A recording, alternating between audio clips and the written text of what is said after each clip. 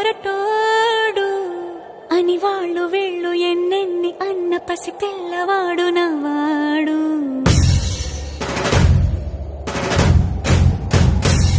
విడుముండోడు అని ఊరు వాడ అనుకున్న గాని మహారాజు నాకు నవ్వాడు.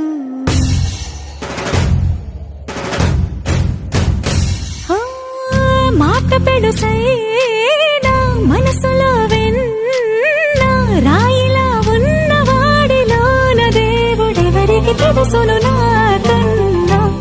సూసేకి అగ్గిరవ్వ మాదిరే ఉంటాడు.